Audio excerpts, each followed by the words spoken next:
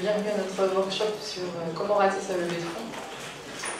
Donc, Mélanie Josse, avocate du cabinet Partema. On est installé à Nantes, à 300 mètres d'ici. On intervient dans tous les domaines du droit des affaires, c'est-à-dire qu'on accompagne les entreprises et les chefs d'entreprise dans tous leurs projets, que ce soit en corporate, en fiscalité, en social, projet immobilier ou autre. Et donc aujourd'hui, on va intervenir avec Thibaut Jarros de la société Divin sur la levée de fonds. Bonjour à tous, Thibaut Jarros, Divin. Alors nous, on est à 500 mètres, un peu plus loin. Rue La Tour de Bergue, Divin, on a développé un concept qui est un peu celui de Nespresso appliqué au vin, avec la Divine, une machine qui permet de servir des flacons de grand cru de 10 centilitres à la bonne température avec des carafes en 1 minute. Il y a 4 ans, on avait eu un prix au Web Today, ça fait longtemps, mais voilà, essentiellement pour les professionnels, l'hôtellerie, pour les particuliers. En France, on a ouvert Londres, Singapour, et on a fait 4 levées de fonds. Donc on avait un peu plus de 4,5 millions. Du coup, on a à peu près tout essayé. C'est pour ça que Mélanie m'a dit tiens, ce serait bien, comme vous avez essuyé pas mal de plâtre, d'en parler, de raconter comment on a réussi, on a raté sa levée de fonds.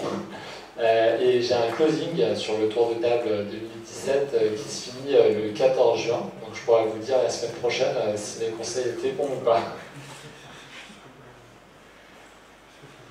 Donc l'idée, voilà, c'était un peu de parcourir les erreurs à ne pas faire quand on souhaite faire une levée de fonds. Et tout d'abord, le premier point, on a beaucoup d'idées reçues sur la levée de fonds et assez souvent c'est un peu idéalisé, surtout dans le contexte aujourd'hui où effectivement c'est assez médiatisé. On a l'impression que toutes les sociétés lèvent des fonds, que c'est assez facile. C'est une réalité, la levée de fonds, après ça se travaille.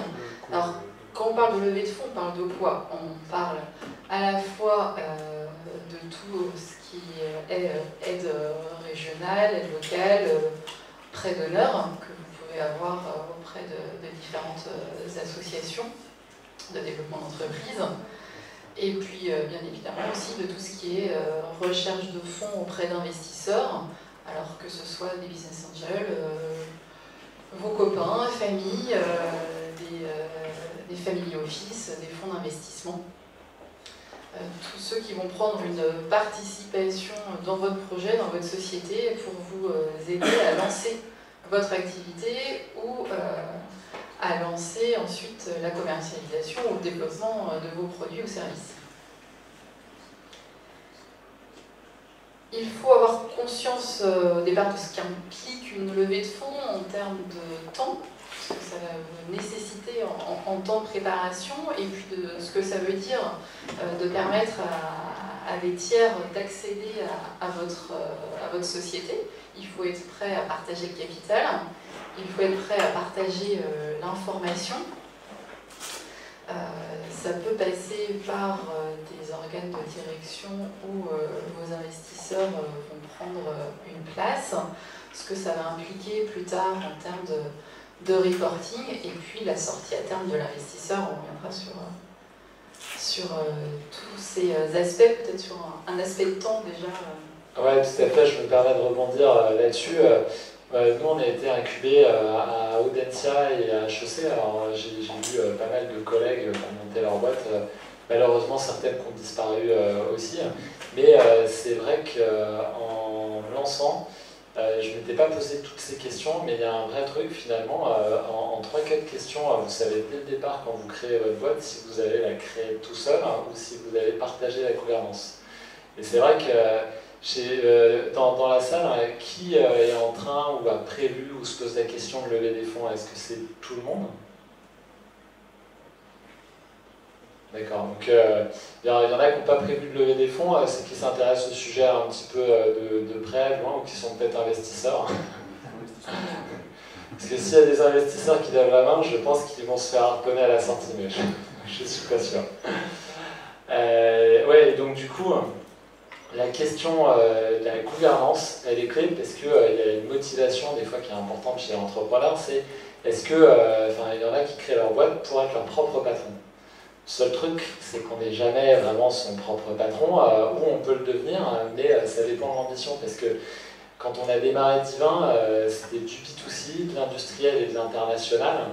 Mis à part gagner au loto, il n'y avait aucune chance pour qu'on soit seul à partager la gouvernance, ça veut dire le partager avec des investisseurs, mais encore plus loin, qu'on soit majoritaire. Ça veut dire que c'est autre chose faire du reporting. C'est un truc, mais quand vous avez 51% des droits de vote, voire un peu plus, c'est un sujet, mais en même temps, vous savez qui tranche à la fin du truc. Quand vous arrivez à un seuil où vous êtes plus majoritaire, ou voilà, il y a un sujet qui est hyper important, parce que ça veut dire que dès le départ, vous allez devoir lever des fonds, donc il va falloir structurer le business, et surtout, il va falloir l'anticiper énormément, parce que si vous ne choisissez pas bien vos investisseurs, vous allez en récolter, entre guillemets, les pots cassés, quand vous allez passer en dessous de cette majorité, justement. Donc le sujet, en fait, c'est un sujet qui a intégré dès le départ, même si au départ, vous n'allez pas lever beaucoup, parce que c'est peut-être vos premiers investisseurs qui seront les plus durs à gérer par la suite. Donc voilà, je me permets de rebondir là-dessus, mais sur la partie gouvernance, et justement, partager tout ça, c'est un sujet important, je trouve. Oui, bien sûr, tout à fait. Et on verra tout à l'heure un peu les mécanismes qu'on peut mettre en place. Comme chez vous, vous avez aussi la partie capitale des droits de vote pour permettre de gérer ça. Et puis, bien entendu, les premières choses à faire, c'est aussi alors ça paraît évident de savoir présenter son projet. Web Today, tout le monde pitch. Pour voir des projets qui se lancent, au début, tout le monde ne sait pas présenter son projet. Enfin, ou pour des gens qui ne sont pas du domaine. Dans quel domaine vous intervenez, mais parfois on est dans des choses assez techniques et on a des porteurs de projets qui nous présentent ça de manière très très technique et pas du tout d'un aspect commercial. Qu'est-ce que ça va apporter au client final, quel est le potentiel de développement, et à un moment donné il faut quand même qu'on ressente ça. Oui, il y a peut-être une innovation technique, mais à quoi ça sert, hein? Est-ce qu'on a une vraie utilité à la fin? C'est vrai que le pitch c'est un sacré sujet, surtout en France, parce qu'en France, à l'école, on nous apprend, vous savez, à faire introduction, développement 1, développement 2, développement 3, avec des arguments et des exemples, et conclusion. Et en général, alors moi j'ai fait une école d'ingé, il y a beaucoup d'entrepreneurs qui pitchent comme ça, ce qui est un peu dramatique parce que en 30 secondes, vous n'avez pas le temps de développer le truc. Et donc, il faut toujours commencer par la conclusion. C'est ça qui est un peu dur, mais le meilleur moyen de s'entraîner à pitcher, finalement, c'est de commencer à vendre à ses propres clients, parce que si vous arrivez à donner envie à vos clients d'acheter, vous avez déjà fait 50% du chemin, quoi. Et c'est souvent aussi une des causes de ratage de levée de fonds, c'est que les gens se disent je vais le faire de manière séquentielle. C'est que pour avoir des clients, il nous faut un produit. Pour avoir un produit, il nous faut de l'argent. Ça paraît logique, hein, jusqu'ici tout va bien. Sauf que souvent, il faut le faire quand même à l'envers, hein, parce que si vous n'avez pas de clients, vous n'avez pas d'investisseurs, et si vous n'avez pas d'investisseurs, vous n'avez pas de produit. Donc, nous, ce qu'on a fait dans l'exemple de Divin, assez simple. Le premier coup de crayon sur la Divine, elle est en démo d'ailleurs chez Partema, vous pourrez aller boire un coup tout à l'heure si vous voulez. On a un chef du premier cru qui vaut le détour, hein, je vous assure. Après l'effort, le réconfort, c'est qu'on a donné le premier coup de crayon de la Divine, c'était en février 2010, et le premier client a été livré en décembre 2015. Et enfin voilà, on a eu le temps de déposer 15 fois le bilan entre temps, hein, je vous fais pas de dessin. Et en fait, on a commencé un peu en mode soirée week-end, donc 3 associés fondateurs, donc Louis, un ami d'enfance que je connais depuis 12 ans, Jérôme, un collègue que j'avais rencontré chez Yves Rocher, qui a quitté la société par la suite.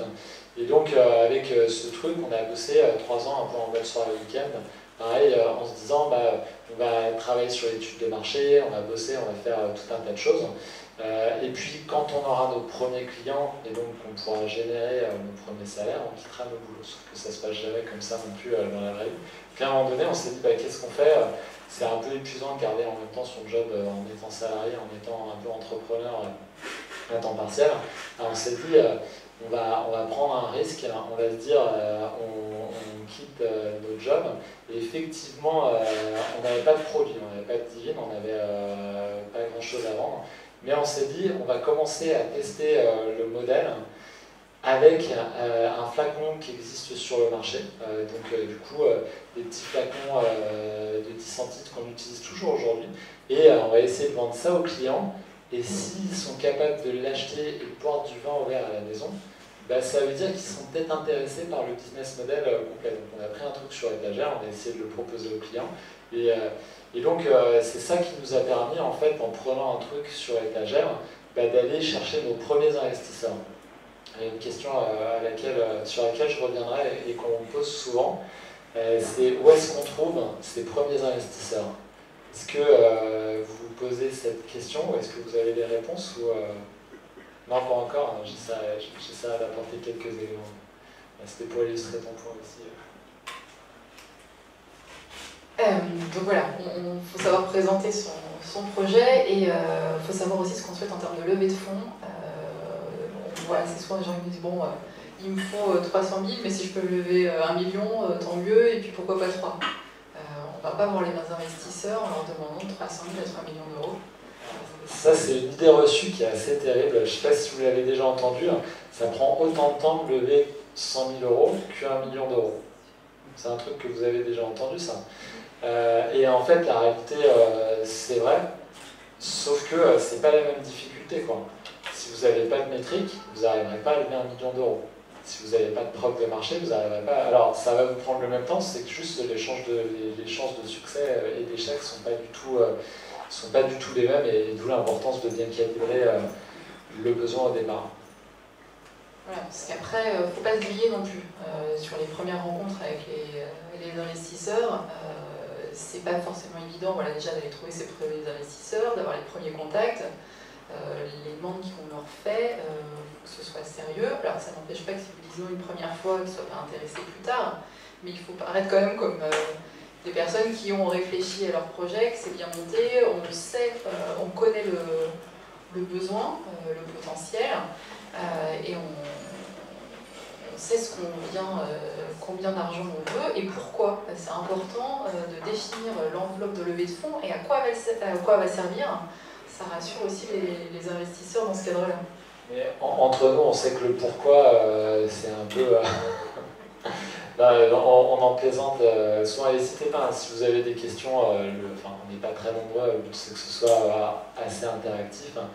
C'est que les investisseurs vous demandent toujours, et d'ailleurs si on était à leur place on ferait pareil, qu'est-ce que vous allez faire de l'argent? Le seul truc c'est que vous avez une innovation, le truc d'une start-up c'est que vous ne connaissez pas encore votre marketing mix, donc vous ne savez pas vraiment qui sont vos clients, et donc vous allez leur dire, nous on pense que nos clients c'est du B2C, donc si c'est du B2C plutôt mass market, on va acheter un plan média, et vous allez leur donner la réponse qu'ils attendent. C'est pas peut-être ce qui va se passer, mais les investisseurs qui sont expérimentés, hein, c'est l'histoire du business plan, ils savent bien que vous partez avec quelque chose qui changera peut-être, Et il ne faut pas avoir honte de ça, il ne faut pas avoir honte de se dire bon, je pense que c'est ça qu'on va faire, mais peut-être qu'on va changer en cours de route.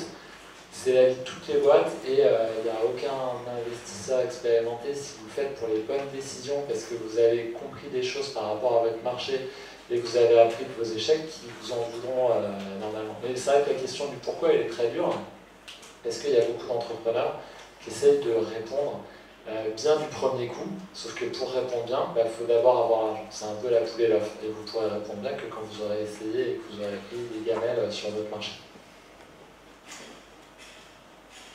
Et une des questions cruciales qui va se poser dès qu'on parle de levée de fonds, c'est la valorisation. Comment on valorise? Alors là, on l'a fait soit la start-up qui veut rester majoritaire et c'est je veux lever 500 000 €, j'ai mis le temps et je calcule combien il faut pour garder 51%. Ce qui est une méthode, hein. Après c'est pas une méthode de valorisation, c'est juste une méthode de détermination, de détention de capital. Il faut avoir un business plan, on vous demande d'être quand même assez optimiste parce qu'il faut croire dans votre projet et pas non plus penser qu'on va développer en 6 mois que vous allez faire 5 millions de chiffre d'affaires. Après ça reste, il n'y a pas de miracle hein, sur la valorisation, ça reste assez aléatoire, ça dépend à qui on s'adresse, où on en est rendu dans le projet. Alors la valo c'est très dur, il y a vraiment 3 étapes. Il y a l'étape du PowerPoint où vous faites rêver les gens, et, si vous avez une vidéo c'est encore mieux.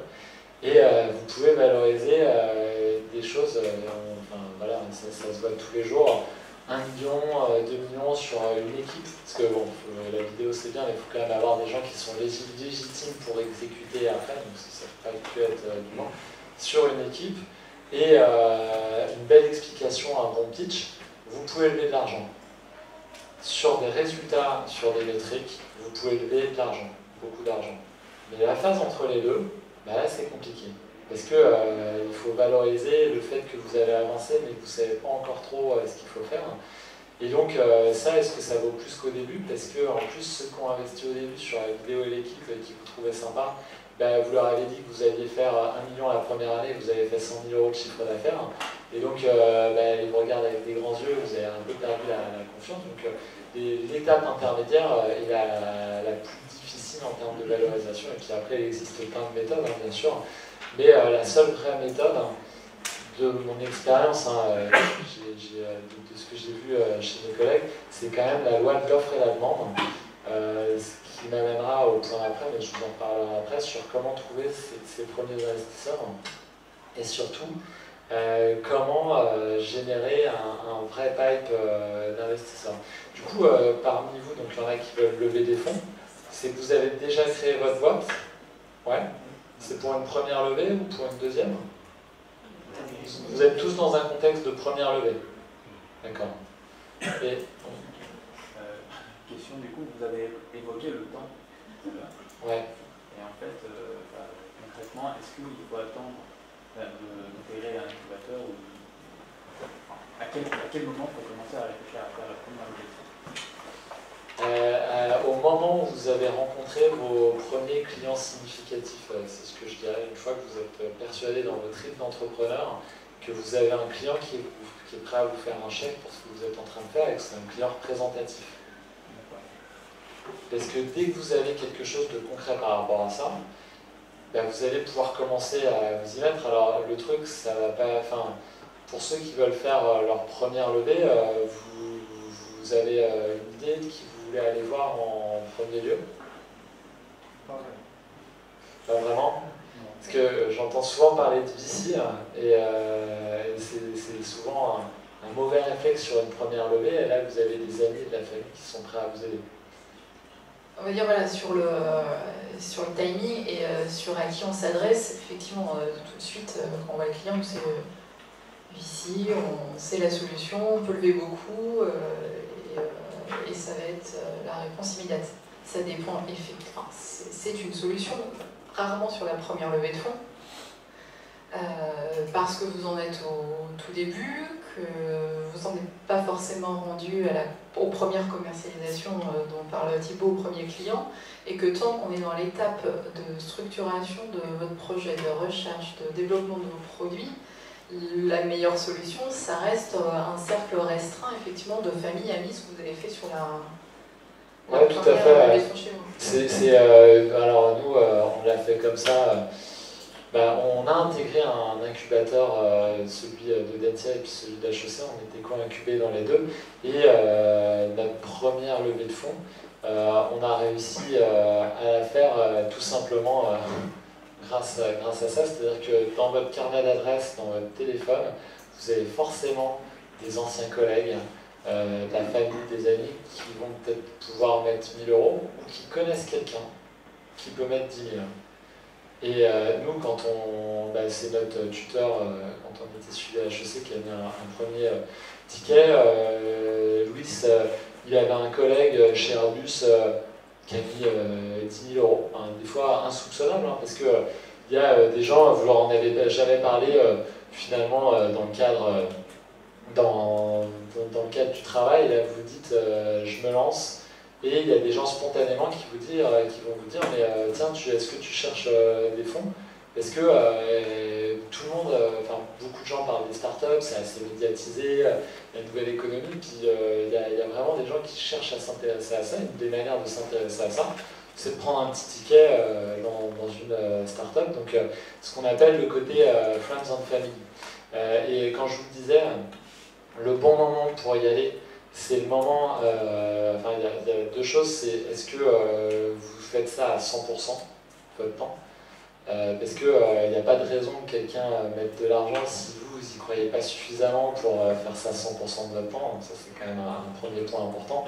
Et puis, est-ce que votre démonstration, je parle même pas de produit, hein, je parle de démonstration, est convaincante aux yeux des clients suffisamment pour qu'ils vous fassent un chèque. Nous, pour la Divine, donc vraiment la machine qui met le vin dans les conditions parfaites de service, on a fait des tests où on était dans une cuisine, on mettait du vin dans une carafe, on attendait 3 heures, on avait un petit thermomètre pour être sûr que le Saint-Émilion qu'on servait, il était servi à 18 degrés, carafé l'équivalent de 3 heures. Et on faisait des tests à l'aveugle avec des gens qui ne connaissaient rien au vin, avec la bouteille qui venait juste d'être ouverte et la même bouteille mise dans les bonnes conditions. On a quitté notre job quand les gens nous ont dit « vous nous avez servi 2 vins différents, il y en a un qui est bien meilleur que l'autre ». Non, c'est le même vin, et on va vous expliquer ce qu'on fait. Et il y a une méthode américaine qui s'appelle le design thinking, qui est assez répandue, qui dit « pour 100 $, vous pouvez tester toutes les idées de la planète ». Ça peut paraître débile, hein. Je pense qu'il y a des idées qui ne sont pas testables pour 100 $, mais testables en termes de concept auprès d'un client, auprès d'une expérience, et même si c'est une bribe, même si c'est un bout de la proposition de valeur, et vous êtes capable de le faire. Et le jour où vous arrivez à faire ça, et à convaincre vos amis, votre famille, que c'est une bonne idée, éventuellement de les convaincre peut-être en tant que client, vous arriverez à les convaincre en tant qu'investisseur, et c'est la première étape. Parce que si vous arrivez à... c'est une exposition sociale importante, hein. Il y a des gens qui vont vous regarder avec un drôle d'air en disant ouais, en fait, t'es sûr que ce serait pas bien de retrouver un vrai boulot. Enfin voilà, je pense que... je vous dis ça, ça m'est arrivé. Hein, donc. Ceci dit, cette exposition sociale, c'est hyper rassurant pour des investisseurs un peu plus professionnels après, parce que si vous avez embarqué des amis et de la famille dans votre aventure, ça veut aussi dire que vous y croyez vraiment, que en plus du risque de temps, du risque financier un peu, vous avez pris un risque social qui veut dire que vous y croyez suffisamment pour surmonter les épreuves qui vous attendent. Et donc c'est un marqueur aussi qui est important pour des investisseurs un peu plus professionnels et chevronnés. Donc voilà, pour illustrer un peu le Friends and Family. Voilà, puis après la petite blague, c'est-à-dire qu'au repas de famille le dimanche, il faut mieux que c'est réussi. Si vous voulez pas être fâché avec toute la famille, vous ferez des économies, il n'y aura plus de repas de famille. C'est toujours le truc, mais tu as raison de le souligner. J'espère que tout se passera bien et tout se passe bien avec Divin, mais potentiellement il y a toujours ce aspect-là derrière. Petite question justement par rapport aux amis et à la famille. Est-ce que dans ce cas-là, il n'est pas plus intéressant de travailler sous forme d'un prêt, éventuellement d'un prêt convertible de ce genre-là, plutôt que d'une vraie entrer au capital? Est-ce que par la suite, si on fait une deuxième ou une troisième levée de fonds, est-ce que c'est pas plus compliqué en termes de réunir des actionnaires autour de la table? Alors, il faut gérer la façon dont vos actionnaires arrivent. Je ne sais pas si vous avez pris de participation directe chez vous. Alors, honnêtement, je vous réponds de manière un peu cash, je pense que c'est une très mauvaise idée. Je l'ai vu faire en fait dans d'autres boîtes, c'est pour ça que je vous dis ça. C'est que ça rejoint un peu le sujet sur les cautions bancaires avec le côté risque social en plus. C'est qu'à un moment donné, vous présentez une super idée, un super projet et a priori vous êtes légitime au moins pour partie pour le faire. Les gens ils y croient ou ils y croient pas. S'ils y croient et qu'ils veulent investir chez vous et que ça marche, vous allez leur dire quoi? Je vous rends vos 10 000 euros et puis je vous file 5% en plus, vous allez leur rendre 10 500 euros. Il pourrait être convertible, hein. On pourrait travailler dans l'autre sens. Je veux dire, c'est plus en termes juridiques aussi. C'est beaucoup de contraintes juridiques quand effectivement vous devez faire même une convention d'actionnaire, etc. On les gère après si vous faites appel à une dizaine, une quinzaine de personnes, on les isole dans une société, hein. On met une holding en place, on met les actionnaires, ces actionnaires-là à l'intérieur, même pour 6-7 on le fait, on l'a fait la semaine dernière pour 130 000 euros de levée de fonds qu'ils ont levé auprès d'un cercle d'amis, on les isole dans une structure pour pas avoir au quotidien 6 personnes en assemblée générale. Mais ça se gère facilement et je rejoins Thibault là-dessus. L'intérêt que ces gens-là vous suivent, la conversion ça peut être un peu compliqué aussi et générer d'autres frustrations. Ils mettent de l'argent en tant qu'investisseur, il faut qu'ils soient prêts à le perdre. Donc on ne vous demande pas, faut pas que votre sœur aille vider les comptes bancaires des enfants pour investir dans votre projet, parce que là vous en voudrez un peu. C'est une somme qu'on est prêt potentiellement à perdre, il y a ce risque-là, il faut être clair sur ce qu'on dit, on ne promet pas de le rendre. Par contre, on a un projet dans lequel on croit, et si ça fonctionne, ben, tout le monde en bénéficiera, y compris eux. J'ai vu le cas un peu négatif inverse. En fait, si ça se passe pas bien, l'entrepreneur se sent obligé de rembourser pour toutes les raisons qu'on comprend. Est-ce que c'est un prêt? Dans la tête des gens, c'est pas pareil. Ça veut dire qu'en cas de coup dur, vous allez avoir des difficultés, tout ça, en plus des problèmes à gérer, vous allez vous endormir le soir avec ce truc de putain, en plus, si ça se passe mal, il va falloir que je rembourse tout le monde. Et voilà, c'est hyper lourd à porter et ça rend les gens très très fébriles, les entrepreneurs très très fébriles. Alors que si la règle du jeu elle est claire dès le départ, attends, si ça marche bien, tu m'as donné 10 000, tu peux récupérer 100 000. Et si ça marche pas, tu repars avec 0. Et la règle, c'est la suivante, et tu prends pas, voilà, t'y crois pas. Quoi. Et si on est dans une position où on peut attendre, est-ce que c'est mieux de retarder de lever les fonds le plus possible pour avoir plus de chiffres ou dès qu'on peut, est-ce qu'on devrait faire ça pour accélérer les choses? C'est une question que je me pose actuellement. Oui et non, mais je te laisse. Alors, on dit qu'il faut. Souvent, ce qu'on voit, c'est que les gens attendent trop longtemps. J'en ai vu encore tout à l'heure. Le point dur en trésor, il est au mois de novembre. Oui, on est mi-juin. Il va y avoir l'été. Ça va être hyper juste là, de faire quelque chose pour novembre. Il va falloir tenir plus longtemps que ça. Il faut. Alors ça dépend à qui on s'adresse, mais il faut quand même compter un délai de 6 à 9 mois pour avoir un délai raisonnable pour faire une levée de fonds.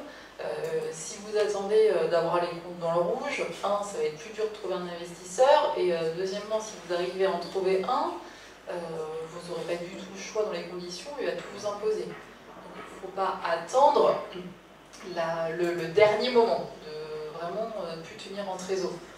Après, c'est sûr que si vous avez de la marge et que vous pouvez commencer à lancer les premières commercialisations, avoir quelque chose de plus présentable en termes de business plan, de chiffre d'affaires prévisionnel, c'est bien, on est à cette étape-là, mais il faut mesurer.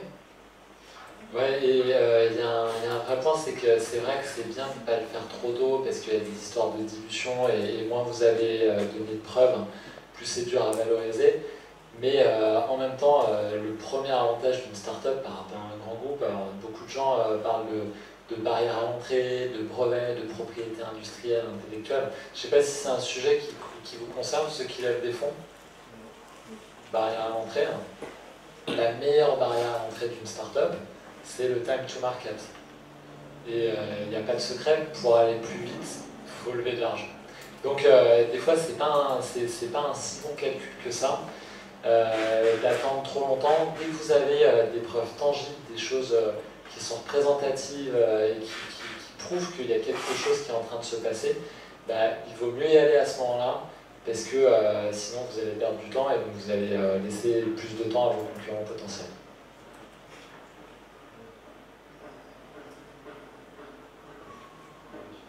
Oui, c'est on va reprendre. Du coup, ouais, peut-être si on repart un peu, on a commencé à parler un peu des types d'investisseurs potentiels. Donc effectivement, une fois que vous aurez fait le tour de la famille des amis et des amis des amis, l'étape suivante, assez souvent, c'est les business angels. Oui, tout à fait. Et alors, les business angels... J'avais une question sur famille et amis. Est-ce que vous pourriez nous donner un conseil sur la manière de diffuser l'information, comment on communique, est-ce qu'il faut réunir un peu de personnes possibles pour présenter le projet, est-ce qu'il faut communiquer avec des supports? Alors, le vrai point au départ, c'est votre projet. Est-ce que c'est un projet qui est B2C ou qui est B2B? Est-ce que c'est un projet qui est plus techno ou plus easygoing? Si vous êtes en train de développer une nouvelle molécule pour faciliter le traitement d'une maladie chez une plante, pour les agriculteurs, ça va être un sujet assez pointu.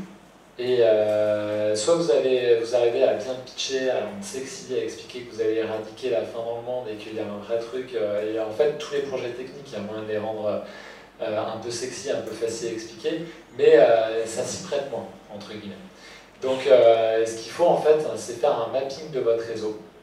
Donc c'est vraiment très clair, hein. Vous allez regarder dans votre contact premier cercle, qui en cas de coup dur vous appelleriez pour vous prêter de l'argent si ça n'allait pas. Enfin, voilà, vraiment commencer comme ça. Alors, forcément, vous allez avoir un papa, maman, les frères, les sœurs, peut-être les meilleurs amis.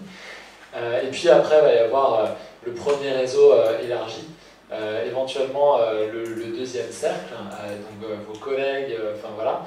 Et ce qu'il va falloir identifier, c'est dans votre réseau les gens qui ont du réseau. Donc ils vont être vraiment des têtes de pont et des ambassadeurs. Et c'est un peu la même méthode que pour faire du crowdfunding, entre guillemets. Et puis après, ces gens-là, c'est eux qui vont vous amener le troisième cercle, donc les amis des amis. Parce que c'est pas forcément évident de le faire avec tout le monde ne veut pas se prêter au jeu, et il y a des gens qui adorent ça. Et donc, une fois que vous avez identifié votre typologie de boîte que vous voulez lancer, si c'est assez grand public, c'est une bonne idée de faire un événement de présentation. Et puis avant de faire ces événements de présentation, faites-le en petit cercle, expliquez comment ça se passe avec à votre grand-mère, à vos enfants.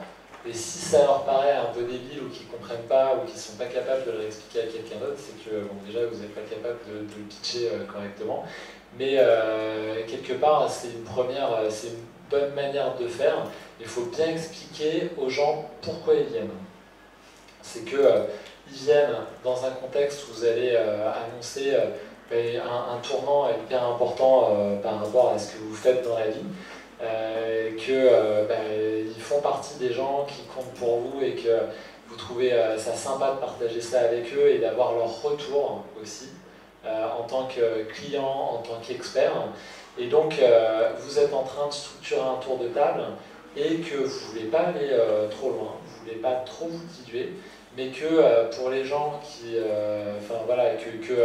ce sera l'occasion d'en toucher deux mots, et vous introduisez l'idée. Et pendant la soirée, vous présentez des choses, et puis surtout sur le fait que ce sera peut-être pas forcément sur une quantité limitée, que ce sera pas forcément pour tout le monde, mais que c'est important qu'il vous aide par rapport à ça, et puis le fait d'avoir aussi tous ces feedbacks, ça va vous aider. C'est aussi une bonne idée, de le faire sur des projets très techniques en B2B.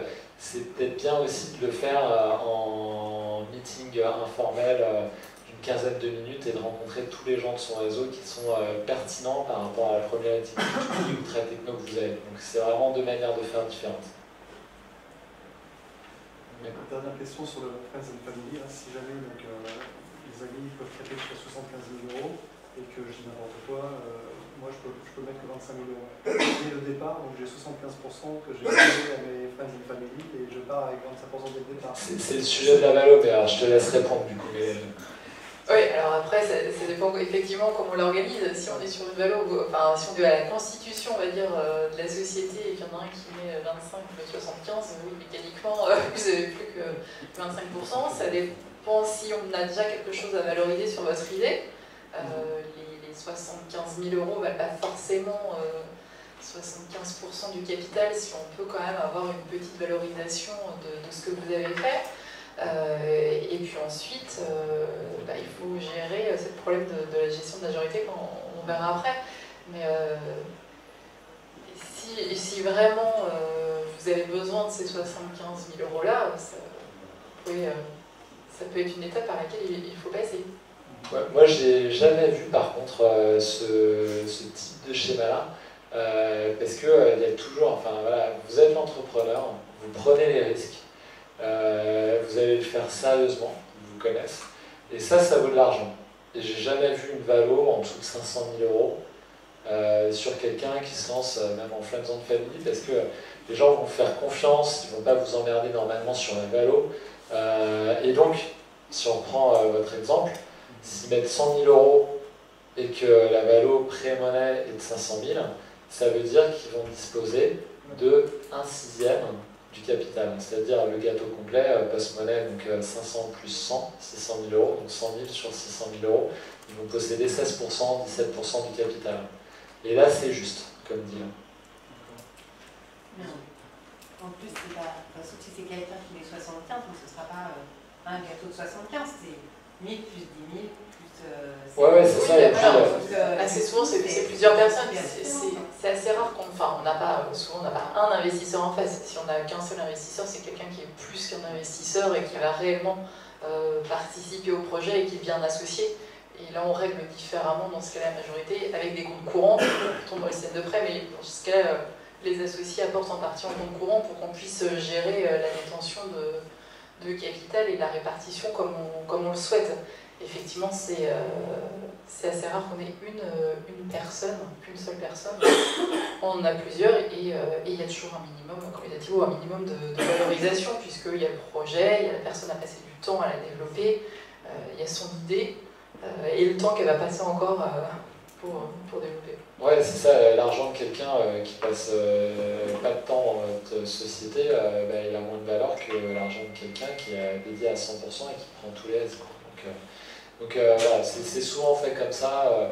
Alors après, est-ce que c'est 500 000, est-ce que c'est 1 million, est-ce que c'est... Enfin voilà, j'ai vu un peu cet écart-type-là, mais... Disons que face à des novices, ça risque d'être compliqué de mettre la vraie valorisation de la boîte, sachant qu'il n'y a pas encore de chiffre d'affaires, il n'y a pas encore de... Alors, il n'y a pas encore de chiffre d'affaires, mais si vous avez fait votre job, de faire le proof of concept, ou de tester la proposition de valeur, et de le montrer, voilà comment ça va se passer, et je suis légitime pour le faire, ou moi et un associé ou un partenaire sont légitimes pour le faire.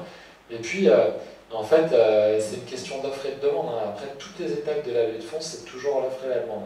Ça veut dire que du coup, pour vous assurer d'avoir 100 000 euros ou 50 000 euros en Friends and Family, faut vous assurer qu'il y ait 150 000 euros de personnes disposées à le faire. Et il faut être prêt à dire non à quelqu'un en disant écoute, voilà, si tu valorises pas ça, et c'est la manière dont ça se fait, c'est pas possible. Et c'est la manière de valoriser les boîtes en bourse. Une boîte comme Apple vaut 10 ou 15 fois son actif net comptable, c'est bien pour ça. C'est parce qu'il y a cette part d'intangible, de création de valeur qui a été faite sur une idée, sur un risque. Et c'est le delta entre le cash initial et la valeur de la boîte. Et puis, c'est tout l'enjeu sur les startups. Si on veut des investissements plus normés en termes de ratio de valorisation, on investit dans des boîtes industrielles directement. Pourquoi on investit dans les startups? Parce qu'il y a aussi un potentiel de gain bien plus important et bien plus rapide. C'est aussi ça qu'il faut prendre en compte. C'est pas un investissement dans une société qui tourne depuis 30 ans, qui fait le même chiffre d'affaires ou à peu près tous les ans avec une progression de 5%. On n'est pas du tout sur ce type d'activité-là et il ne faut pas qu'on soit dans la même mentalité parce que ça ne se passe pas comme ça sur ce domaine-là. Donc voilà, il faut qu'ils soient prêts à jouer le jeu. Et puis on a aussi des fois sur les personnes qui mettent ces tickets-là des intérêts fiscaux de réduction d'ISF qui font qu'on est un peu plus souple sur la valorisation quand on récupère une partie de la somme au titre de l'ISF. Sur le fait de permis, mais même pas plus tard ce matin, quelqu'un m'a dit ça nous permet, si on fait ça, on n'a pas vraiment, il nous apporte rien sur le projet. Est-ce que c'est pas de peut-être chercher plus les incubateurs qui vont peut-être mettre un peu d'argent, mais ils vont peut-être un plus grand cas, mais comment ajouter le soutien Ça peut être complémentaire, hein. Nous on a fait les deux étapes en même temps. Mais les incubateurs n'apportent pas toujours de l'argent. Quand ils l'apportent, ça peut être fait de manière complètement désintéressée, mais des fois ça va être fait et puis il faut utiliser les services de l'incubateur, c'est-à-dire l'avocat qui est en partenariat et puis la boîte de développement applicatif qui est en partenariat. Et en fait, c'est un peu de l'économie circulaire, c'est ce que je veux dire. Et puis des fois c'est très bien fait, il y a des accélérateurs ou des incubateurs qui mettent vraiment de l'argent et avec des vrais conseils et ça se passe très bien. Donc ça peut être la première étape, mais le fait de venir dans un incubateur avec déjà un petit brin de funding, vous avez déjà fait plus de boulot que les autres, quoi. Ou d'avoir préparé le terrain pour faire rentrer ces gens-là quand l'incubateur va rentrer. C'est super parce que au lieu de prendre 30 000 €, vous allez peut-être en prendre 70 000 et vous avez déjà un premier pied à l'étrier.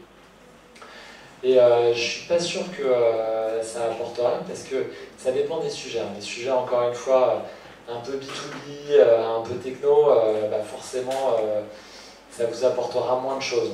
Mais ceci dit, ça va être votre première communauté. Et ça veut dire que si vous avez 30 personnes qui ont mis du capital chez vous, et ils vont en parler tous les week-ends. Et si vous avez un sujet, si vous organisez une soirée, un événement, une présentation produit, et que vous leur dites de relayer, ils vont faire quoi? Ils vont relayer et ils vont en parler à la terre entière, quoi. Et donc, il ne faut pas sous-estimer ce pouvoir de communauté qui peut vraiment porter aussi l'entrepreneur au départ. Et donc, l'étape d'après... Après, c'est vrai que sur sur les investisseurs, on se pose la question aussi des fois du partenaire industriel, ce qui peut être le cas où par contre, effectivement, là, ça booste le développement. On perd un peu plus que la majorité avec le partenaire industriel, on perd son indépendance. Ça peut permettre de se développer vite. C'est souvent le signe d'une cession de start-up à un horizon moyen terme. Une fois que le partenaire industriel est rentré, alors ça peut être le projet, on peut avoir le projet on a eu l'idée, on est content, on la développe, on a trouvé le partenaire industriel qui va mettre les fonds et qui a le réseau pour étendre ça, mais on devra céder tout quelques années plus tard. Ouais, c'est un vrai point, c'est que en fait, après, une fois que vous avez cette première marche, parce que c'est toujours le truc, la première marche est quand même un peu la plus dure, et en même temps, c'est souvent la plus dure parce que les gens, ils essayent de brûler cette étape de friends and family. Et ils arrivent en phase d'investisseurs, alors soit un incubateur, ça peut fonctionner, soit en phase de fonds de business angel, où si les gens sont expérimentés, avant de mettre 100 000 € dans une boîte, ils vont demander quand même tout un tas de choses. Alors ils prennent des risques, mais le niveau d'exigence, finalement, n'est pas évident parce que comme vous n'avez pas eu beaucoup de financement avant, vous n'avez pas beaucoup développé votre produit, vous n'avez pas beaucoup développé votre communauté, et donc la marche est des fois trop haute. Il y a pas mal de boîtes qui s'arrêtent à cette étape-là parce qu'ils n'ont pas voulu faire la première marche, souvent pour des raisons d'exposition sociale. Et c'est quand même, je pense, un mauvais calcul. Et après, la phase business angel, vous allez les trouver de quelle manière? Il y a des réseaux à Nantes, vous connaissez sans doute Abab, Bamboo, il y a West Angel, il y en a pas mal, ça se développe beaucoup. Il y a pas mal de aussi réseaux, quand il y a réseau entreprendre, donc sur chaque levée de fonds, les gens se posent la question aussi, est-ce que je fais que des capitaux propres, donc voilà, vraiment de l'investissement en capital, ou est-ce que je lève des fonds aussi en dette? Donc soit du prêt d'honneur, réseau entreprendre, initiative Nantes, qui ne sont pas des gros montants mais qui en déclenchent d'autres, et qui permettent de débloquer du levier bancaire. Donc, par exemple, pour Divin, sur les 4,5 millions qu'on a levés, on a fait 30% à peu près de levier entre BPI, les banques, donc on a la Banque Populaire Atlantique, le CIC et la BNP, on a eu plusieurs partenaires parce qu'ils aiment bien répartir les risques, donc c'est intéressant de faire des pools bancaires où chacun met un peu d'argent. C'est plus facile pour eux, surtout s'il y a eu des cautions avant sur le projet comme Réseau Entreprendre. Et après, une fois que vous avez trouvé vos premiers business angels, soit dans votre premier cercle, parce qu'il ne faut pas sous-estimer le fait que avoir très tôt une communauté qui va en parler, et ben, ces gens-là, ils connaissent tous quelqu'un qui a fait fortune ou qui est chef d'entreprise ou qui à un moment donné, pour des raisons de défiscalisation à l'ISF, va mettre 100 000 € chez vous parce qu'il est amené par un tiers de confiance. Et c'est beaucoup plus facile d'être amené en étant présenté par quelqu'un qui lui fait confiance et qui vous fait confiance, entre guillemets. Et donc après, nous, on a trouvé nos premiers business angels avec de la presse, en participant à des concours de start-up, comme il y en a au Web Today. Du coup, on a aussi trouvé des investisseurs comme ça. Donc, il y a tout un tas de concours, de prix qui peuvent rassurer aussi les business angels et vous permettre d'avoir ce deuxième step qui va vous permettre après de prendre une des ramifications de la branche, soit sur du VC, soit sur du family office, soit sur du corporate venture, ou soit sur des choses un peu plus nouvelles comme de l'equity crowdfunding ou même de la bourse.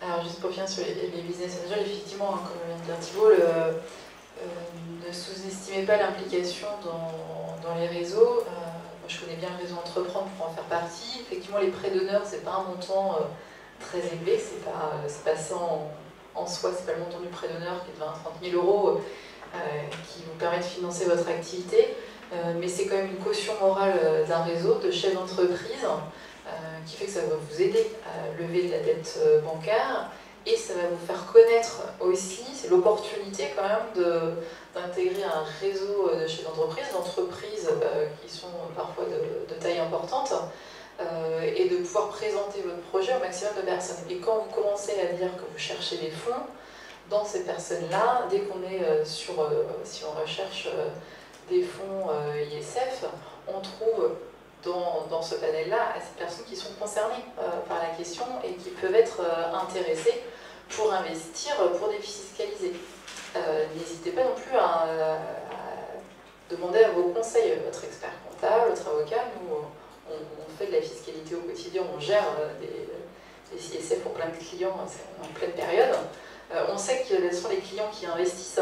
On a des clients qui investissent régulièrement et donc il ne faut pas hésiter, y compris à vos conseils, de demander si parmi leurs clients, ils ont des personnes qui peuvent être intéressées. Parce que c'est aussi notre rôle de faire cette mise en relation. Et donc sur de l'investissement défiscalisant, on arrive, si vous faites bien jouer vos réseaux quand même, à trouver des personnes assez facilement. Il va falloir passer du temps à présenter le projet, mais on a des personnes en recherche de ce type d'investissement. L'étape suivante, assez classique, c'est le fonds d'investissement ou la plateforme de crowdfunding, ça dépend un peu de votre activité. Le crowdfunding, pour moi, ça ne se prête pas à tout. Ouais, c'est vrai, c'est plutôt orienté B2C. En fait, vous y venez justement parce que vous parliez de la love money, du crowdfunding. Le crowdfunding a été très apprécié et puis pas mal tombé. Mais récemment, moi j'ai rencontré des gens, c'est du B2C, qui ont quand même réussi à avoir 100 000, 150 000 en crowdfunding. Et du coup, est-ce qu'on peut faire un lien entre une démarche de love money et un crowdfunding? Alors, il y a crowdfunding, il y a le pré-order. Mais avec le premier cercle. Et en fait, vous savez, il y en a trois. sortent, il y a la précommande, où vous allez proposer un produit en précommande, et donc c'est du chiffre d'affaires, c'est de l'avance de trésor sur chiffre d'affaires. Et il y a l'equity crowdfunding, où les gens ils achètent un seul produit, c'est des parts sociales de votre entreprise, qui se développent aussi beaucoup. Du coup, quand vous parlez de crowdfunding, c'est plutôt de précommande, d'après ce que j'entends. En fait, je sais pas. Moi, le fait de prévendre un produit sur Kickstarter. Qui était plutôt du financement participatif, donc ça ce serait plutôt la deuxième situation. Voilà, mais ça reste du crowdfunding. Oui. Mais sur la partie capitale. Non, pas forcément. Il y a aussi des gens qui donnent simplement, et là on est sur de la prise de participation finalement. Alors du coup. Ça existe encore. Sans... Avec des petites contreparties, quoi, genre. Ouais, et ça c'est par exemple Kickstarter. Ulule. Nous en fait, c'est en faisant en 2014 notre campagne de crowdfunding en précommande qu'on a réussi, donc on a vendu à peu près 40 000 euros d'avance de chiffre d'affaires sur des produits qu'on livrerait 12 mois plus tard, qui nous ont permis de lever 800 000 en equity crowdfunding à peu près 8 mois plus tard. Mais il y a une réalité qui est ce qu'elle est aujourd'hui, en tout cas en Europe, peut-être un peu moins aux US, mais ça reste toujours le cas, c'est que l'argent que vous levez en précommande n'a rien à voir avec celui que vous levez en capital. Les montants, ils vont de 1 à 10. Mais c'est top, parce que le fait de faire du crowdfunding en précommande, c'est votre preuve de marché. C'est votre preuve de concept. Vous avez fait une belle vidéo qui explique votre concept, ce que vous allez faire, ce que vous allez proposer aux clients et livrer.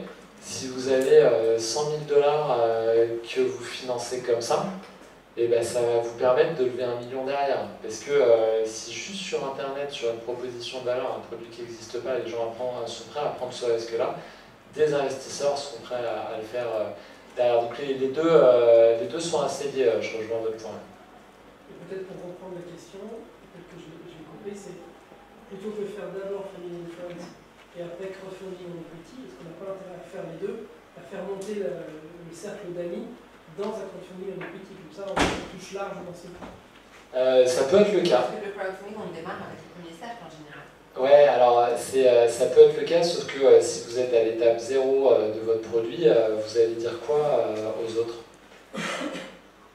C'est compliqué sur quelqu'un qui vous connaît ni d'Ève ni d'Adam, parce qu'il aura vu sur les réseaux sociaux que vous levez des fonds, mais vous n'avez pas de track record parce que vous n'avez pas encore de clients et tout ça. Le fait d'ouvrir vraiment sur la partie médias, relations presse, de communiquer sur votre levée de fonds, il faut le faire quand vous avez un certain track record. Sinon, c'est un coup à vous griller aussi, quoi. Donc, moi, pourtant, ça s'apparente, c'est la même chose, faire de la love money. Il y a plusieurs personnes qui mettent de l'argent dans un pot, c'est du crowdfunding, on ne va pas se raconter d'histoire, mais avec des gens que vous connaissez. Le vrai crowdfunding, le financement par la foule, par définition, c'est du financement par des gens qui ne vous connaissent pas. Et s'ils ne vous connaissent pas, il faut qu'ils soient rassurés. Et la seule manière de les rassurer, c'est de montrer que vous êtes capable d'exécuter et d'avoir les résultats. Il faut avoir combien de clients quand on est aussi le premier seuil où on devient crédible? Il y a des chiffres un peu clés. Vous avez, en fait, ce qui est terrible avec le crowdfunding, c'est que quand vous dites sur votre site internet j'ai 10 000 inscrits, il n'y a que vous qui pouvez le vérifier. Si vous faites une campagne de crowdfunding que vous dites à tout le monde je vais lever 100 000 € et que vous vous plantez, c'est un échec public. Donc sur la partie client, ce qui est représentatif des fois c'est d'avoir des choses publiques sur vos stats.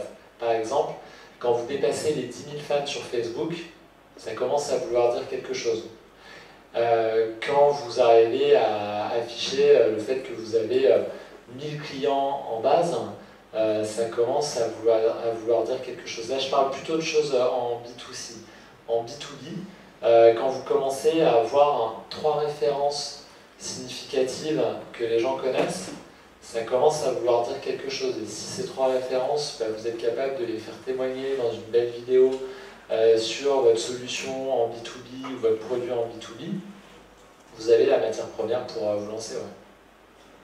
Et il faut, enfin voilà, après, honnêtement, les chiffres que je dis, c'est ceux que j'ai constatés chez mes autres collègues ou chez nous quand ça s'est bien passé.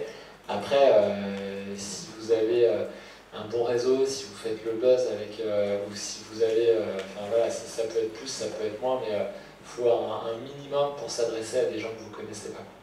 C'est ce qui est légitime. Oui, après, effectivement, on en a entendu beaucoup parler, ça a été très médiatisé, on s'est dit que ça allait être la nouvelle forme de financement. Ça ne se prête pas effectivement à toutes les activités. On peut le faire en B2B, mais ça reste quand même plus difficile. Et puis en B2C, il faut quand même que le produit soit un peu sexy. C'est vrai que l'exemple de la machine à divine, bon, il y a un aspect quand même pour les gens qui investissent. On est dans le vin, on est dans une machine qui sert du vin au verre. On voit tout de suite ce que c'est.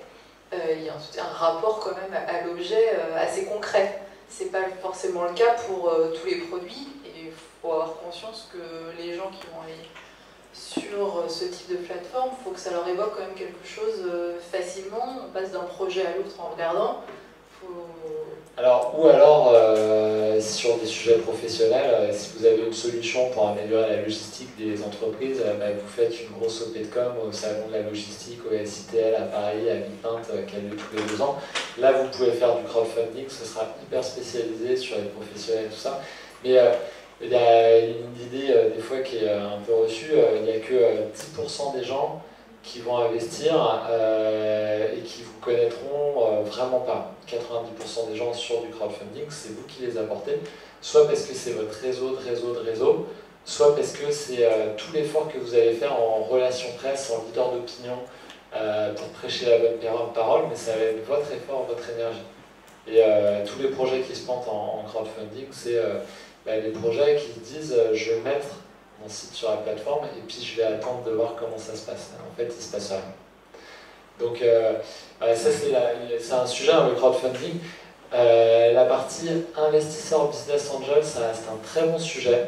Ce que je disais à Mélanie quand on en parlait tout à l'heure au stand de Partema, c'est qu'il faut avoir la même démarche qu'en B2B. C'est-à-dire que lever des fonds, vous allez travailler sur du développement commercial en B2C, sur des approches Friends and Family, crowdfunding et autres, et sur du développement commercial en B2B avec des business angels, des family office, des fonds.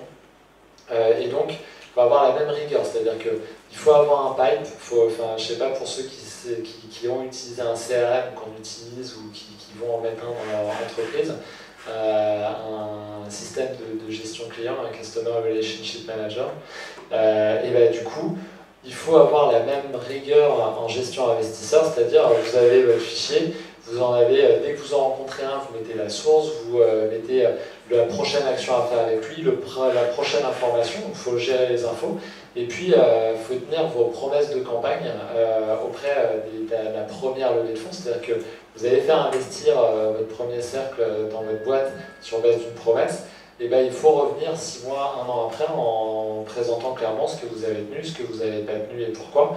Et donc ça va donner aussi tout un pipe de bonnes nouvelles pour tous ceux qui n'ont pas encore investi, qui sont peut-être des investisseurs un peu plus professionnels, des business angels, et pour petit à petit les faire rentrer dans le rang entre le moment où vous les allez rencontrer et puis au bout de 9 mois ou de 6 mois, le moment où ils vont vous faire un chèque pour participer à votre prochain tour de table. Et donc avec cette vraie rigueur de gestion commerciale, de gestion du pipe, de gestion, lui probablement il va mettre, s'il met quel ticket, et donc est-ce que je le recontacte dans 1 mois, est-ce que je fais un événement client, je l'invite, j'ai un article, est-ce que je lui envoie une petite news, est-ce qu'on prend un déjeuner, est-ce qu'on fait un déjeuner, enfin voilà, il faut cette même rigueur, c'est du développement commercial, c'est exactement la même chose. Et de la même manière, une fois qu'ils sont rentrés au capital de vos sociétés, vous pouvez être tenu par plein de clauses de pacte de société en termes de reporting, information, organes de décision. Il ne faut pas s'en tenir forcément strictement au pacte, il faut mettre un peu de liant dans tout ça. Ça passe toujours mieux avec les investisseurs quand vous les prévenez qu'en fait, effectivement, l'argent, on va l'utiliser autre chose parce qu'on s'est rendu compte que le besoin était ailleurs, qu'on était parti B2C et que finalement, on prend une orientation peut-être un peu plus B2B. Il faut aller au-devant de l'information et entretenir une bonne une bonne relation avec vos investisseurs, parce que vous pouvez en avoir besoin sur un second tour de table, parce que même si vous n'avez pas besoin d'eux, mais que vous voulez faire appel à d'autres, si ça se passe mal avec les premiers, ça va se ressentir dans la deuxième levée de fonds et ça va être plus compliqué à gérer. Et donc, on les a fait entrer au capital, c'est normal qu'il y ait un partage d'informations, et puis ça peut être un retour aussi intéressant d'avoir leur avis, même si au final vous restez maître des décisions chez vous. Il faut pas, on ne vous dit pas de leur envoyer tous les mois le solde du compte bancaire, hein, mais il faut entretenir cette bonne relation-là, et d'autant plus si à un moment donné c'est plus compliqué, c'est plus tendu, ils auront moins de difficultés à réinvestir s'ils en ont été informés, qu'ils ont suivi et qu'ils savent pourquoi à un moment donné il y a une tension de trésor qui fait qu'il faut réinvestir tout de suite, plutôt que si on leur a dit que toute l'année que ça allait bien et qu'à l'Assemblée Générale on leur dit au fait ce serait bien de rallonger un peu vous allez rire, hein. d'ici 15 jours. C'est un peu ça. Donc du coup, est-ce que ça répond un peu à vos questions sur comment trouver les premiers investisseurs sur le premier step? On a parlé incubateur, on a parlé funds and family. Le second, usuellement, qui est un peu business angel, parce que c'est quand même souvent un bon moyen, et puis ça va être vos premiers mentors s'ils sont bien choisis. Alors il faut vraiment bien les choisir, donc d'où l'intérêt pour lever 500 000 euros, de plutôt avoir 1 million, 1,5 million dans le pipe, et pour choisir à un instant choisi. Et après, sur les étapes qui suivent, ça va vraiment dépendre de votre type de business et de vos ambitions. On a parlé de plein de choses. Si vous voulez aller à l'international, c'est quand même bien de trouver des investisseurs dans le pays, ou en tout cas qui ont des réseaux là-dessus qui vont pouvoir vous apporter ça. Si vous voulez vous développer sur le B2C, le crowdfunding c'est une bonne idée. Si vous avez un service informatique ou un produit intangible, si c'est du soft, les VC seront sans doute assez indiqués pour traiter ces sujets-là. Si c'est sur du hardware, de l'industriel, des choses un peu plus capitalistiques, un peu plus exotiques, entre guillemets, ce sera plutôt du family office ou du corporate venture. Et puis après, il y a d'autres formes de financement qui se développent. Bon, le vrai truc, c'est que l'argent des clients est quand même meilleur que celui des investisseurs. Ça peut faire marrer, mais c'est vrai qu'il faut quand même garder ça en tête, parce que j'ai aussi vu pas mal de boîtes dont la première priorité et la première chose avec laquelle les fondateurs se lèvent le matin, c'est de se dire comment je vais trouver mon prochain investisseur, et ils ne se posent même plus la question de comment est-ce que je vais trouver mon prochain client, ce qui peut être un peu dramatique aussi. C'est quoi le family office? Alors, le family office, c'est, donc, comme son nom l'indique, c'est souvent un fonds familial. Donc, il y a plein de riches familles en France. Pour citer les plus célèbres, il y a Bernard Arnault, il y a Xavier Niel, alors lui il a structuré les choses différemment, il y a la famille Duval, il y a énormément de familles. Si vous achetez les suppléments dans le challenge, vous savez, où il y a le top 500 des fortunes françaises, ou si vous achetez le supplément de Forbes ou de Fortune, vous allez avoir le classement des 1000 plus grandes fortunes mondiales. C'est des gens qui peuvent, qui vont avoir finalement des moyens par rapport à une problématique qui n'est pas très loin de ce qu'a fait la fortune familiale. Parce que souvent, ça vient soit d'une très belle entreprise qui a été vendue dans le domaine industriel, ou qui est toujours d'actualité dans le domaine des services, du numérique ou tout un tas de choses. Et il y a plusieurs moyens de les approcher, ces gens-là. Soit déjà, il faut les identifier, parce que c'est des gens qui se cachent un petit peu, entre guillemets.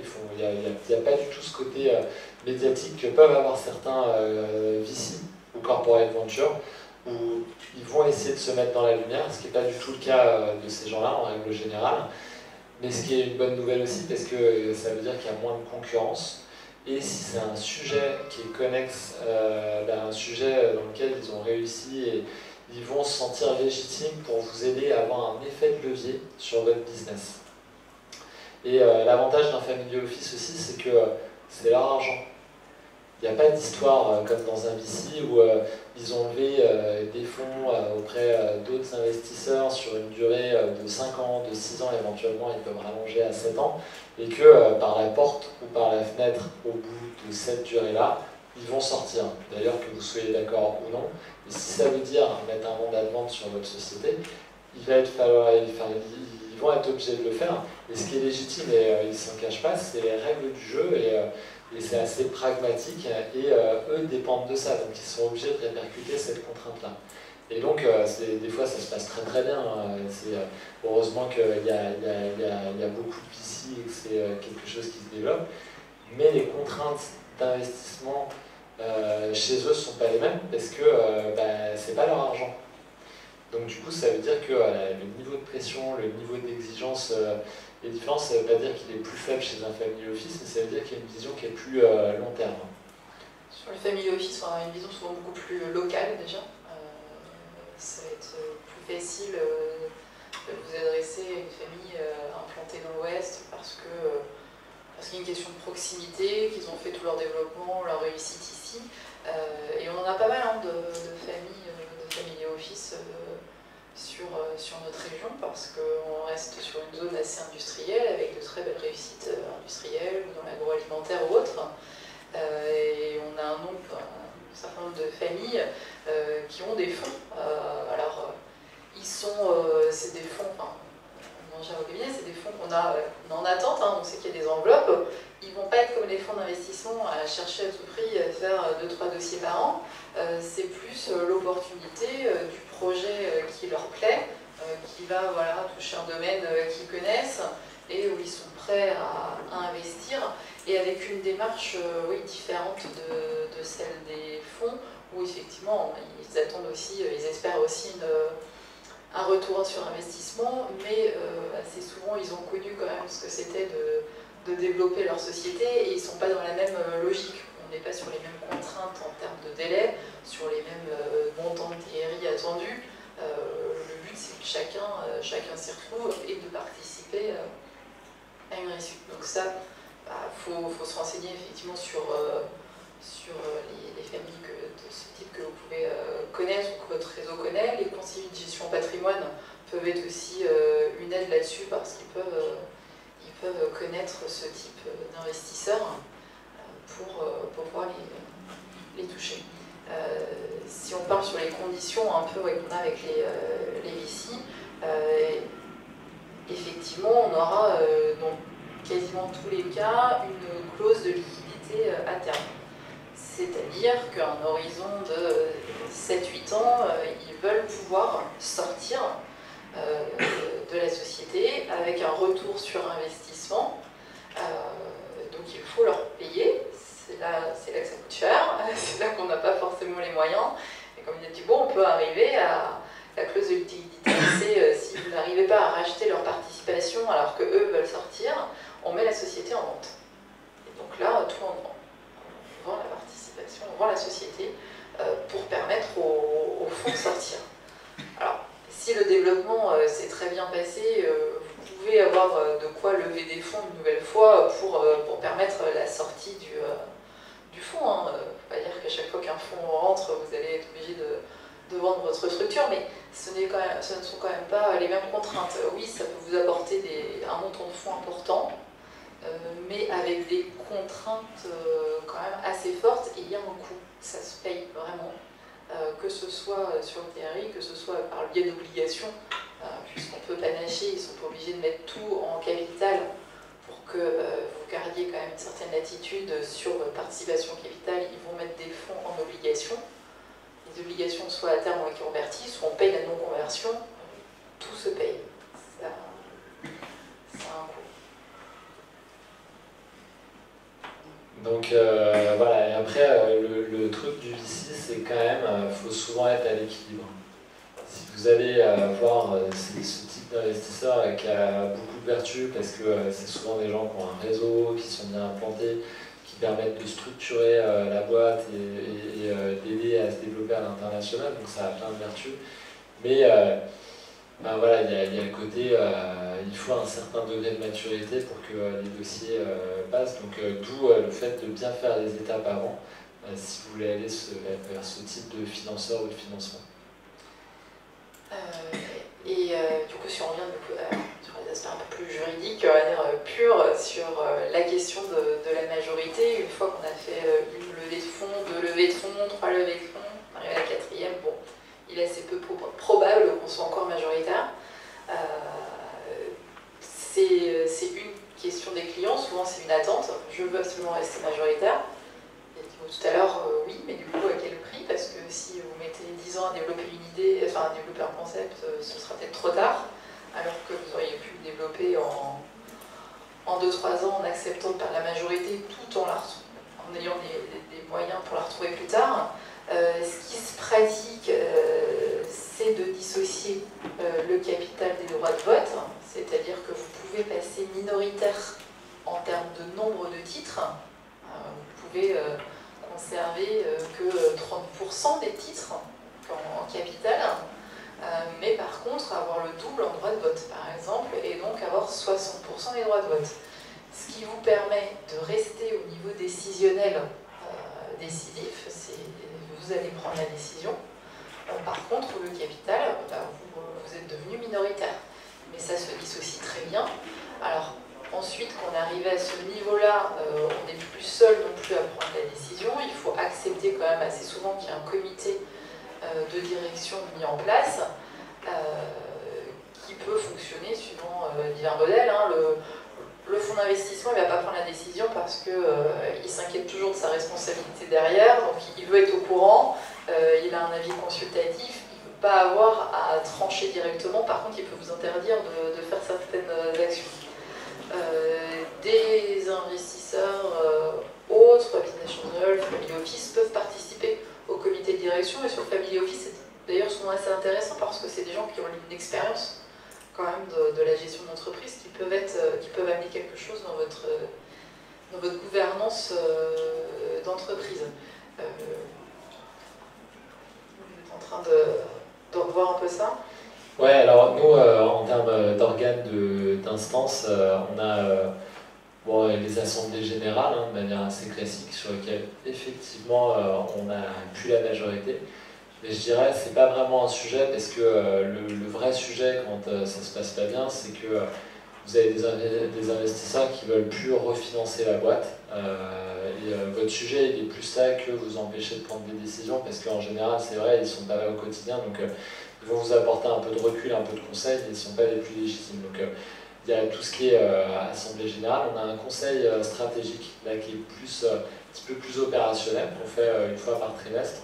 Donc il y a quelques investisseurs, c'est un peu un incentive, un avantage qu'on a donné à nos plus gros investisseurs d'avoir une voix au comité stratégique, sachant que il n'y a rien qui se fait s'il n'y a pas au moins un vote des 2 associés managers, donc moi et Louis. Donc plutôt à l'inverse, mais de toute façon il n'y a pas de secret.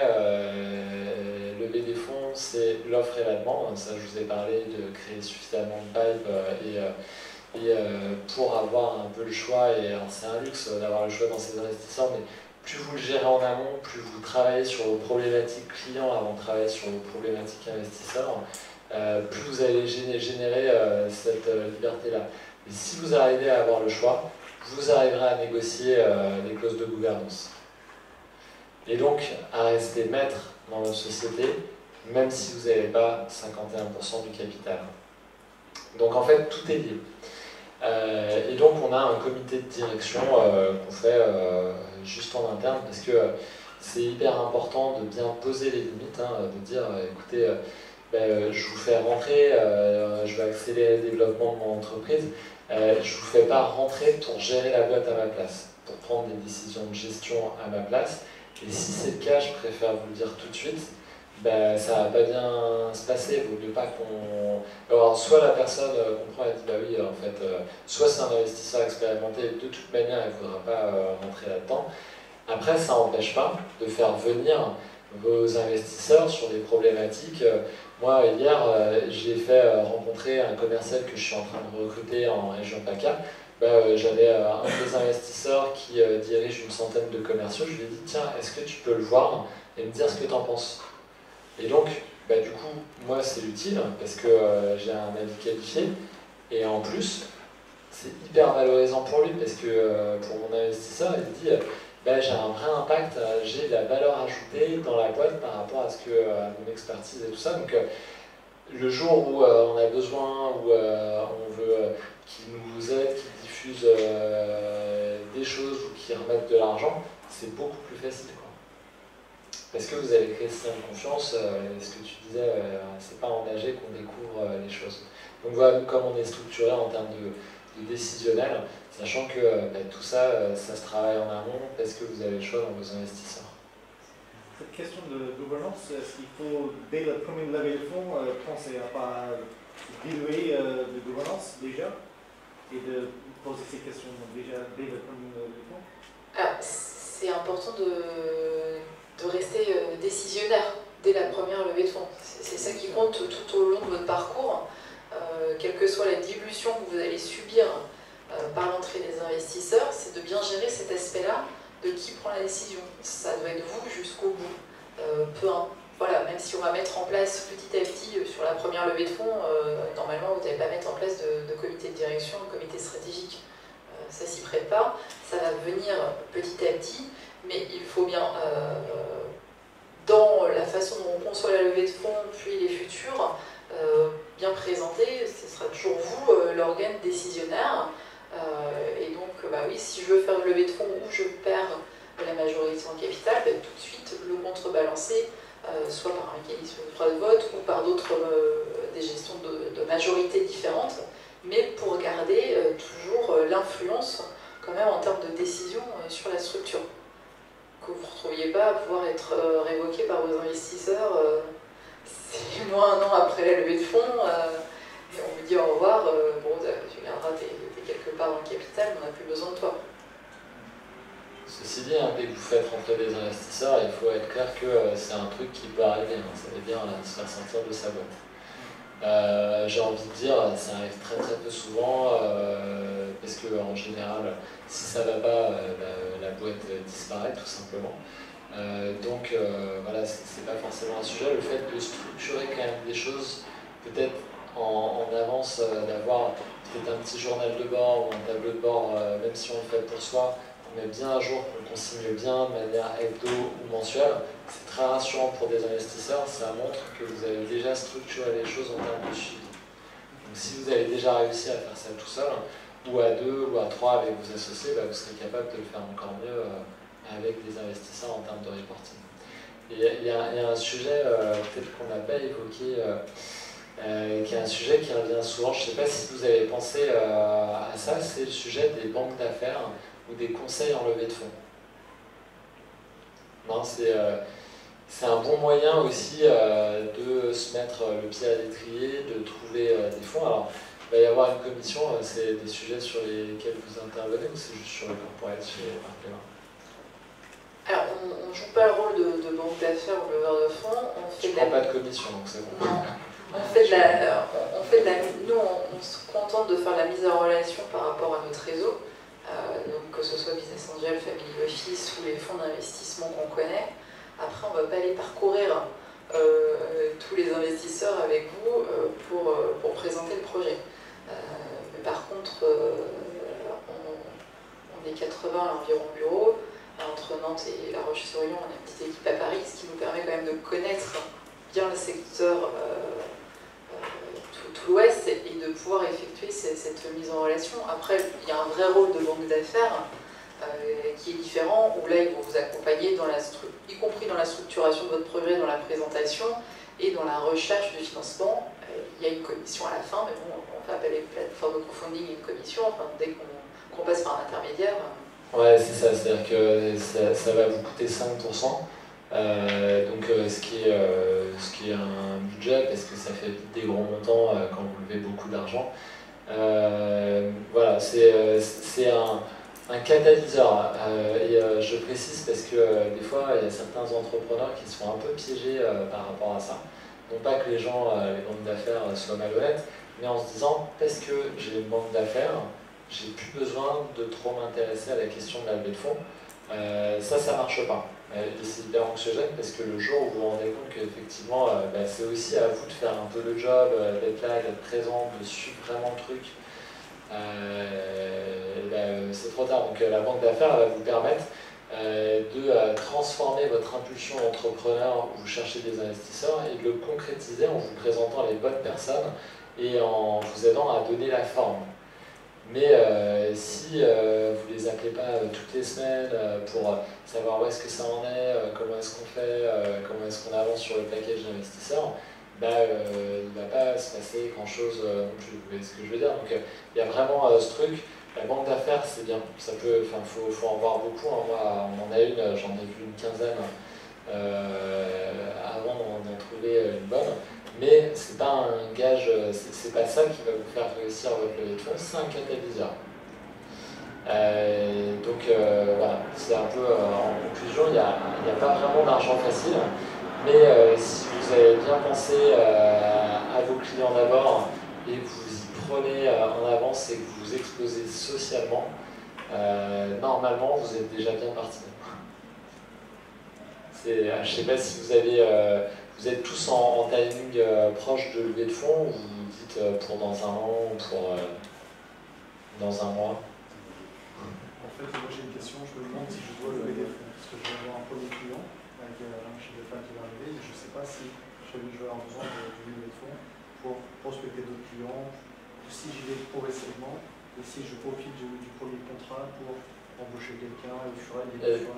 La première vraie question de la levée de fonds, c'est quoi votre ambition? Est-ce que vous vous levez le matin en vous disant moi j'ai envie de changer le monde et ma boîte elle fera 1000 personnes, 10 000 personnes, j'aurai 100 000 clients?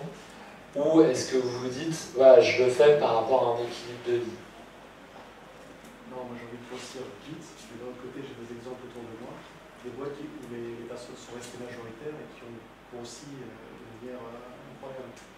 Donc je suis entre deux eaux là. Est-ce que je dois lever des fonds et diluer des départs ou y aller moi-même? C'est une activité de service que vous proposez ou Oui, c'est un produit que je vends aux industriels. C'est un produit que vous avez développé vous en distribution? On l'a distribué à 3 personnes. D'accord. Donc vous n'êtes pas le concepteur de ce produit-là? Si, on est le concepteur. On a développé le produit, on a les sources, on a toute la propriété intellectuelle. Là, vous l'avez vendu directement. Et maintenant, on le vend, on commence à le vendre à un premier client. Et est-ce que vous avez l'ambition d'équiper tous les clients potentiels de la Terre avec votre produit? Bien sûr. Il faut lever des fonds. Là, en fait, c'est un peu ce que vous, en fonction effectivement de votre projet. Si votre projet, c'est de vendre massivement ou d'avoir un taux d'équipement important, vous ne pourrez pas produire ce niveau-là ou commercialiser sans lever des fonds. Et le plus vite vous le faites, le plus vite vous arrivez à embaucher 2 autres commerciaux et à augmenter votre BFR. Et vous allez gagner 2 ans par rapport à une première phase d'autofinancement. Et le point il est juste là, c'est que chaque fois que vous levez des fonds, vous allez gagner 2 ans, 3 ans, 4 ans par rapport à l'autofinancement. Et puis au bout d'un moment, vous avez pris tellement d'avance par rapport à d'autres concurrents que dans tous les cas, vous allez développer un vrai leadership. Et c'est souvent les belles histoires qu'on vend en B2B. C'est les gens, c'est bien le B2B parce que ça s'autofinance plus facilement, plus rapidement. Et des fois, il n'y a pas besoin de lever des fonds. Mais c'est le revers de la médaille, c'est que ça peut aussi freiner l'ambition. C'est pour ça qu'il faut être hyper clair avec son projet de vie. Il y a des gens qui se lancent là-dedans en se disant moi je veux rester en local et puis je vais développer l'activité avec les industriels de la région par rapport à ce produit-là et quand j'aurai 10 salariés ça m'ira bien. Je vais rouler ma bosse comme ça et je céderai la boîte à mes gamins et voilà. Si votre ambition elle est différente, faut aller le plus vite possible, quoi. Si le projet est beau, de toute façon la dilution est faible. Voilà, après, tout à l'heure, à quel montant on valorise déjà tout de suite votre société avec le produit qui existe. Si vous avez commencé à vendre, donc ça vaut quelque chose. On parlait tout à l'heure des 75 000 €, des 25 000, mais là, vous êtes déjà plus sur cette étape-là. Vous avez le produit, vous commencez à vendre, donc ça vaut quelque chose. Et puis, sur les levées de fonds, on finit par faire de la majorité, on organise pour la décision, on organise aussi le retour à la majorité. On organise, parce qu'à chaque levée de fonds, on a le pacte d'associés qui correspond, parce qu'il faut pouvoir s'assurer de la gestion de la relation d'associés dans le temps, et éventuellement, quand on a perdu la majorité, de la façon dont on va pouvoir reprendre le pouvoir. Donc, à quel moment je peux racheter à mes investisseurs une partie de leurs titres, à quel prix, quelle méthode de valorisation, mais on prévoit la possibilité d'inverser la tendance et à un moment donné de pouvoir dire bah, ça y est, ça s'est développé, je vais racheter tout ou partie de vos titres. Il n'y a pas que l'investisseur qui est dans la position de dire le fonds d'investissement, bah, j'en suis arrivé à 7 ans, on va acheter mes titres, point. On place aussi le chef d'entreprise dans l'autre position. Vous avez fait appel à des investisseurs, vous pouvez leur demander à un certain moment de sortir en leur payant leurs titres, hein, mais on organise ça aussi. Comment on peut payer les titres d'un investisseur? C'est pas en 5 ans qu'on a réussi à capitaliser personnellement assez d'argent? Alors personnellement, vous n'aurez pas forcément réussi à capitaliser. Après, au bout de 5 ans, si tout s'est bien passé, vous pouvez être rendu en phase de commercialisation, avoir vos premiers résultats, et vous pourrez lever de nouvelles dettes pour faire sortir les investisseurs. La boîte a le droit de racheter les actions? La société peut racheter, c'est une possibilité, la société peut racheter ses propres titres. Après, normalement, si tout fonctionne bien, vous pouvez réemprunter, alors soit à titre personnel, soit en votre propre holding, mais pour racheter des participations. Ou avec des clauses d'émission d'actions gratuites en fait, sur l'atteinte de certains objectifs des associés managers, où vous allez vous relever de 5 ou 10% par rapport à ça. Donc il y a plein de manières de faire. Moi, j'ai un investisseur qui est un des premiers business angels qu'on a trouvé chez Divin. En fait, il a mis 200 000 euros après au deuxième tour de table. Donc, il a été apporté par quelqu'un qui avait déjà investi 20 000 euros au premier, donc quand je vous disais par le réseau. Et cette personne-là avait réussi en fait à se relever. Il avait sa boîte qu'il avait développée pendant 20 ans ou 30 ans dans les logiciels informatiques. Et il lui restait 25% du capital.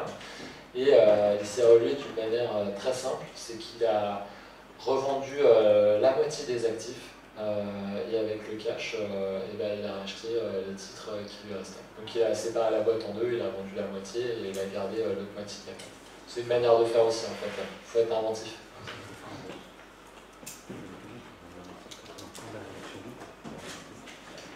Une question sur le family office et puis même la Love Genève. Au départ, on fait rentrer des gens qui viennent parce qu'ils croient au projet.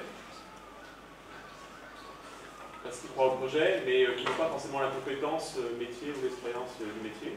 Et finalement, leur contribution est pauvre, hormis l'aspect financier, quotidien, parce que le sujet ne l'intéresse pas trop, donc il laisse un peu filer, sans trop s'investir. Est-ce que c'est vraiment un conseil de votre part de dire on doit s'assurer qu'on comprenne notre métier, qu'ils ont une expertise là-dedans, et c'est obligatoire, ou alors bon, il y a pas du cash et puis si on connaît son métier, tant mieux. Et... Ça, c'est un sujet à la mode. Est-ce que vous avez tous entendu parler de smart money? Ouais, l'argent intelligent. C'est bien et c'est pas bien, c'est-à-dire que c'est bien parce que quelqu'un qui connaît votre secteur d'activité, il va peut-être vous aider à être un catalyseur. C'est pas bien parce que il va peut-être pas vous laisser faire ce qu'il veut et lui, il n'a pas eu votre idée. Et donc du coup, il n'aurait pas fait pareil, et puis il ne faut pas prendre ces risques-là, l'industrie est ce qu'elle est. Enfin, c'est bien et c'est pas bien, c'est-à-dire que, encore une fois, si vous avez en face de vous, il vaut mieux un investisseur complètement passif, qui va vous aider à gravir les premières marches, et puis tant pis, et puis peut-être que juste son réseau va vous permettre d'attirer d'autres investisseurs, et puis tant pis s'ils sont passifs, qu'un investisseur qui est sachant sur votre marché, mais qui ne partage pas votre vision. Il y a tout type d'investisseurs, je pense que les deux fonctionnent, c'est pas, effectivement, ça pose pas de problème. On a des investisseurs qui sont très contents de venir une fois par an à l'Assemblée Générale, et puis on ne va pas avoir du tout de nouvelles d'eux pendant un an.